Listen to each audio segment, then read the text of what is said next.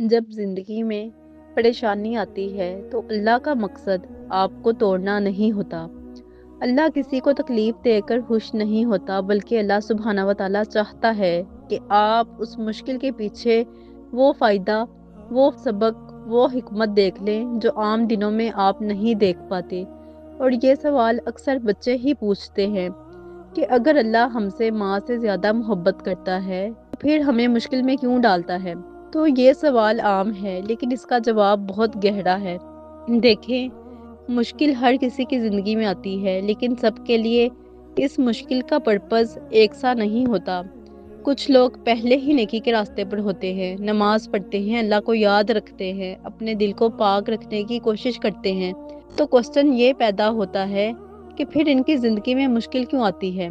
उलमा कहते हैं अल्लाह इन पर मुश्किल इसलिए लाता है कि वो अपनी इबादत को काफ़ी ना समझ लें। वो अपने आप को ये ना समझ लें कि मैं तो ठीक हूँ, अब मुझे मज़ीद बढ़ने की ज़रूरत नहीं, ग्रो करने की ज़रूरत नहीं है। अल्लाह इनको एक कदम और आगे ले जाना चाहता है। आपने देखा होगा, कुछ लोग नेक होने के बावजूद अचानक आजमाइश में आ जाते हैं। असल में अल्लाह इनको अपने करीब से और करीब करना चाह रहा होता है। ये मुश्किल एक रिमाइंडर होती है कि आगे बढ़ो, ठहरो मत, मुझे और तलाश करो। फिर कुछ लोग वो होते हैं जो गफलत में होते हैं। अल्लाह इनकी ज़िंदगी में कोई ख़ास जगह नहीं रखता। दिन आते जाते हैं, लेकिन दिल अल्लाह की तरफ नहीं झुकता। तो इन लोगों पर जब मुश्किल आती है तो वो मुश्किल जगाने के लिए होती है। अल्लाह इनको कंफर्ट जोन से निकालता है, क्योंकि जब इंसान आराम में होता है उसे हकीकतें नज़र नहीं आती। लेकिन जैसे ही आजमाइश आती है, सोच का ज़ाविया बदल जाता है।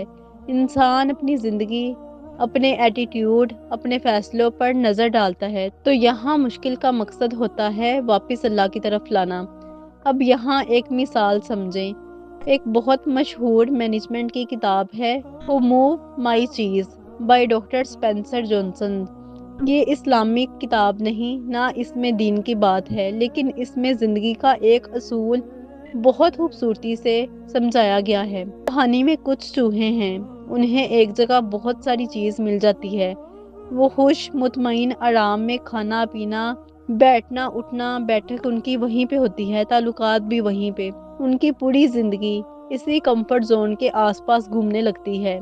एक दिन जब वो देखते हैं कि उनकी जो चीज़ है वो वहाँ पे है ही नहीं, गायब है वहाँ से। अब क्या होता है, ज़्यादातर चूहे शोर मचाने लगते हैं, ये गलत हो गया, ये ना इंसाफ़ी है, हमसे ही क्यों छीना गया, हम कहाँ जाएं, हम क्या करें। बिल्कुल इसी तरह जैसे हम परेशानी आने पर पहले कंप्लेन करते हैं अल्लाह से, लेकिन किताब बताती है कि चंद चूहे ऐसे भी थे जिन्होंने सोचा अगर चीज़ यहाँ नहीं है तो शायद कहीं और हो, बस हमें मूवमेंट करनी है, हरकत करनी है, आगे बढ़ना है, रुकना नहीं है। डॉक्टर स्पेंसर ने कहा चेंजेस हैपन कीप मूविंग, यानी ज़िंदगी में बदलाव आते रहते हैं, अगर आप रुके रह गए तो आप पीछे रह जाएंगे।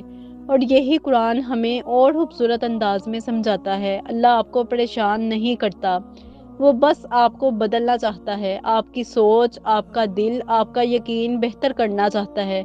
कुछ लोग ज़िंदगी में ऐसे आते हैं जो आपको डिस्टर्ब करते हैं, आपको लगता है वो आपका सुकून खराब कर रहे हैं, लेकिन हकीकत में वो अल्लाह की तरफ से आपकी तरबियत का सोर्स होते हैं। उनके साथ रहते हुए आपको सब्र, हिकमत, बर्दाश्त, लिमिट्स, ईमान, एतमाद सीखना होता है। आपको उन लोगों के ज़रिए ग्रो करना होता है, आपको उनके साथ रहकर स्पिरिचुअली बढ़ना है।